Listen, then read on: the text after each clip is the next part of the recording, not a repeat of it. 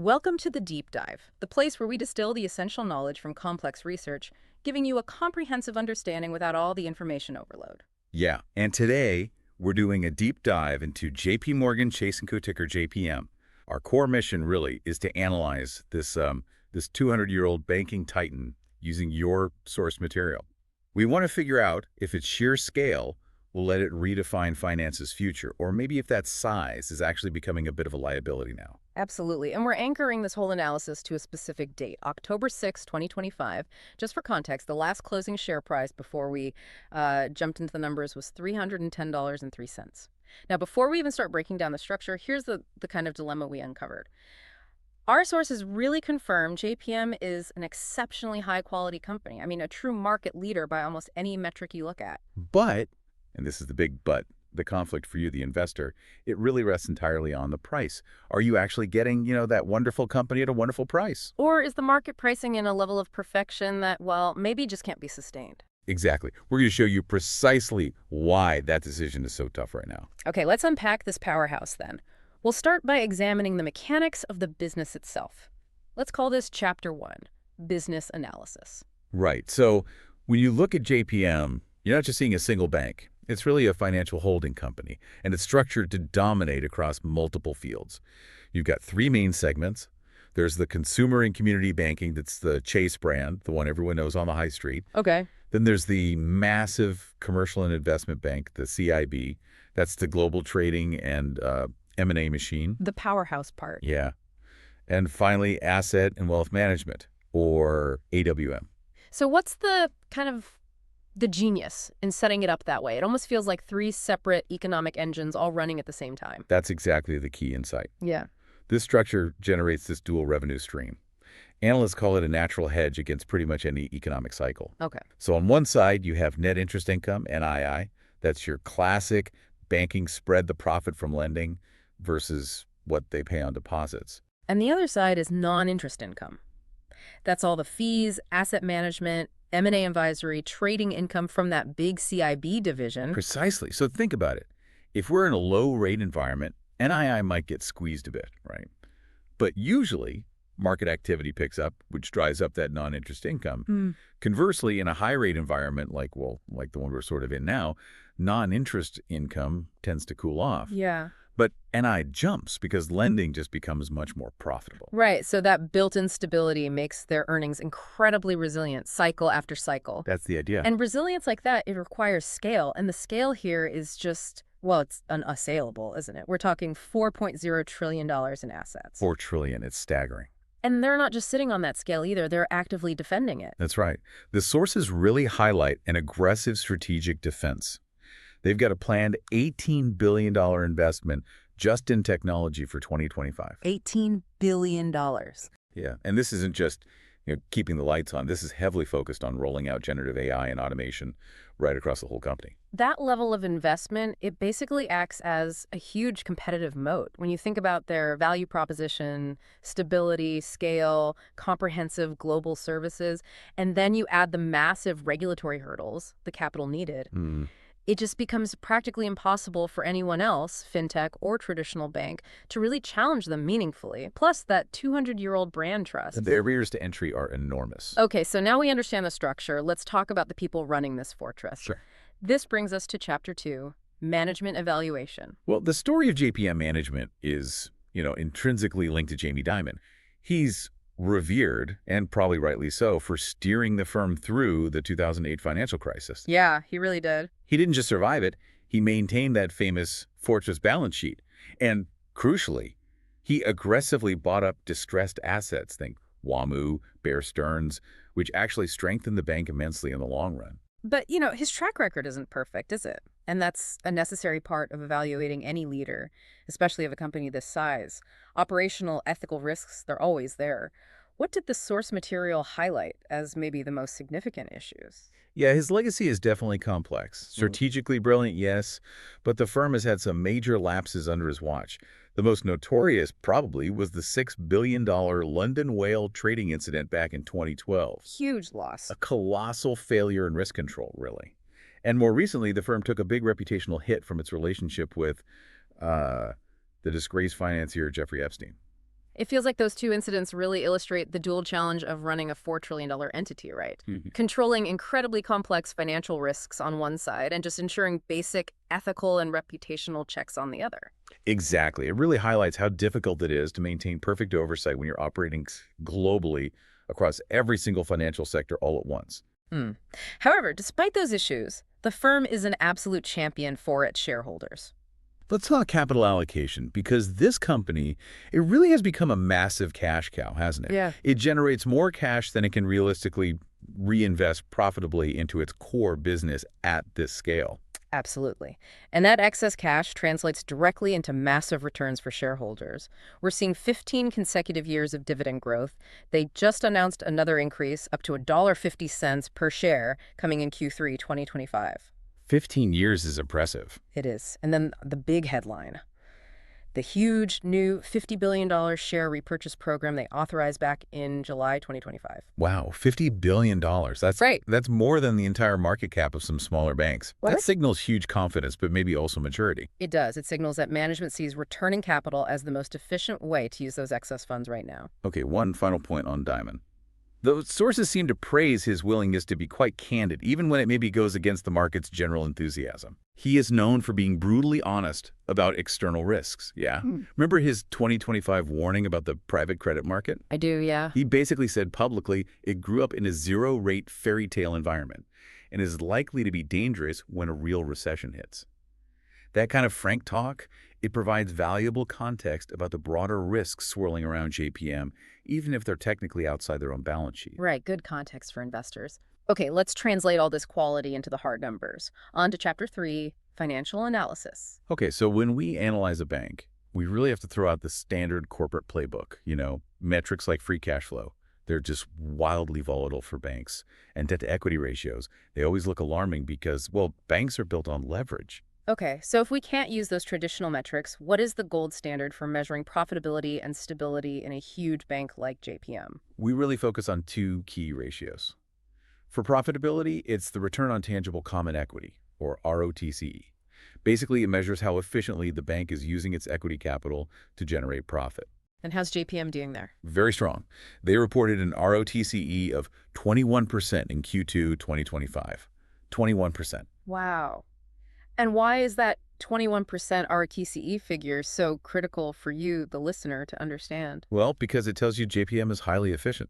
It's compounding capital much faster than pretty much all its peers. It's really the metric that confirms that superior management execution we talked about. Okay, efficiency check. What about stability? For stability, we look at the regulatory buffer, the Common Equity Tier 1 ratio, or CET1. JPM's is at 15%. That's significantly above the 11.5% regulatory requirement. So a big cushion. Exactly. It signals high resilience against unexpected losses. They're well capitalized. So we've confirmed superior profitability, superior resilience, which brings us right back to that valuation conflict, doesn't it? The heart of our deep dive. The market clearly recognizes this quality. Its price-to-earnings ratio, the DTM, is 15.9. And that right there is where the trouble starts for potential investors. That 15.9 PE, it's significantly higher than the company's own 10-year historical average, which is closer to 11.75.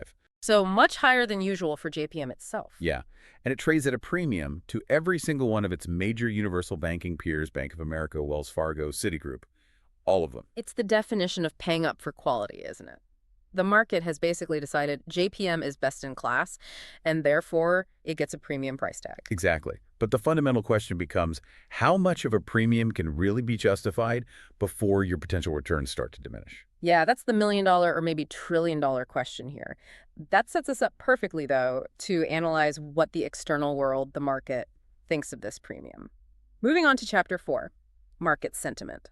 So looking at the Wall Street analyst consensus, what's the kind of expected upside potential from this current $310 price? Is there much? Well, the consensus rating is generally buy or hold, so cautious optimism.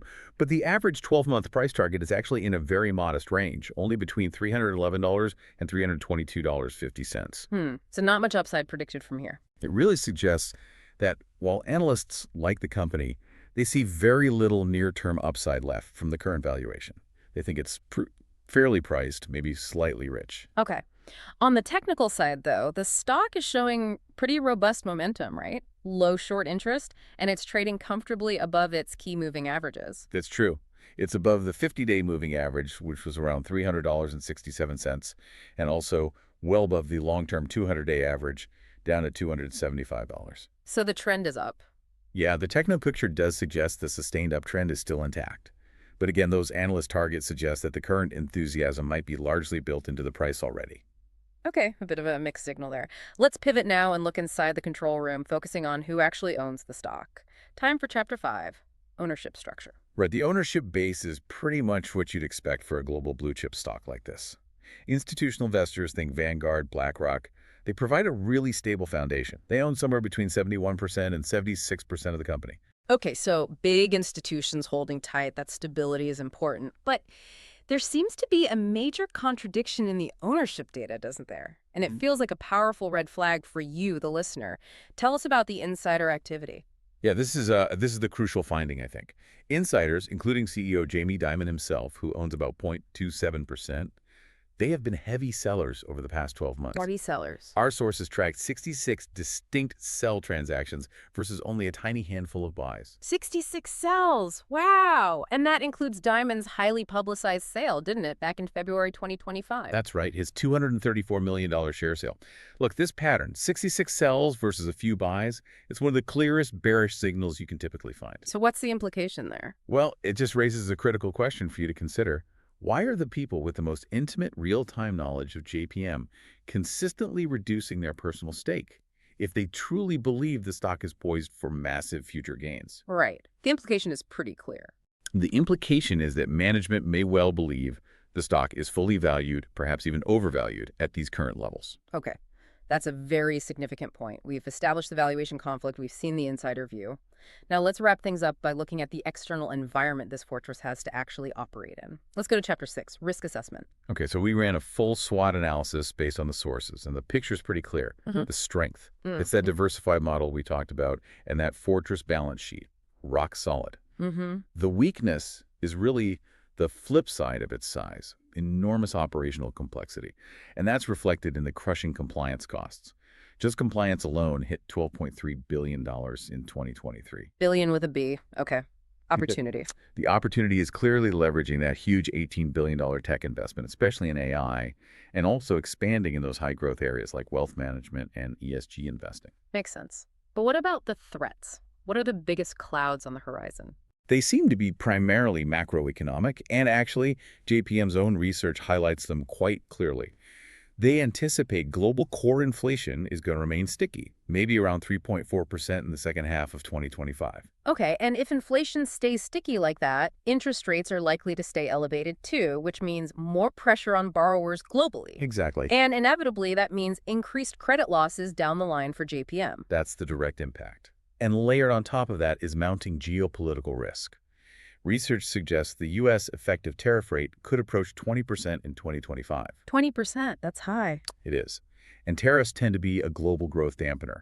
That's expected to depress business sentiment worldwide, slowing down M&A activity, IPOs. Which is a direct hit to the fee revenue of that really important commercial investment bank division. Precisely. It hits a key profit center. Okay, a lot to consider there. Time to bring it all together. Yeah. Chapter 7. Conclusion. All right, let's quickly synthesize the bull case first. Right. JPM is, objectively speaking, best in class. You've got a structurally resilient business model. You've got superior management execution confirmed by that really strong 21% ROTCE. And you have massive, reliable capital returns coming back to shareholders through dividends and buybacks.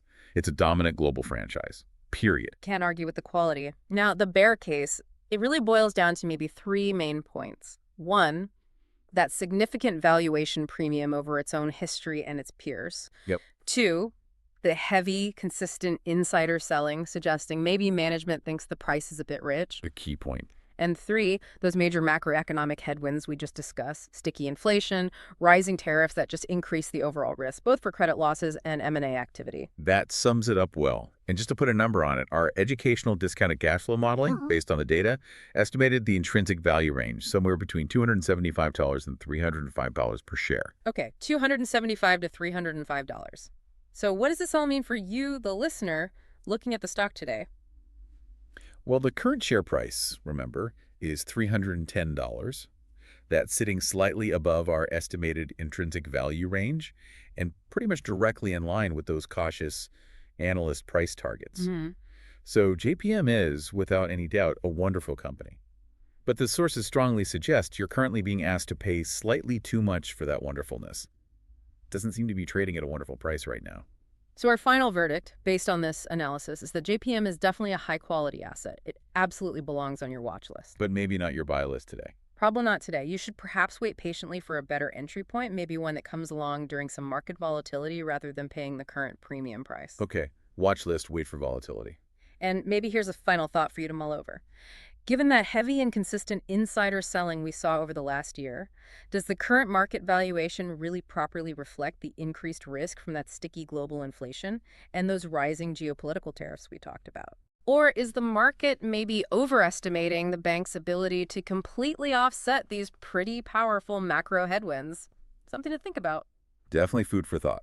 And just before we sign off, please remember, this analysis was generated by an AI system purely for educational purposes. It should absolutely not be considered financial advice. That's right. Please always conduct your own thorough research or consult with a qualified financial advisor before making any investment decisions. Now, if you found this deep dive useful, you can actually get a one-off analysis just like this by dropping us a super thanks. And please do like and subscribe to Stock Analytics AI. Yeah, and remember that $4.99 a month members get priority for deep dives on tickers they request. Over the next few months, we're planning to cover all of the S&P 500 stocks, so members get that exclusive priority access.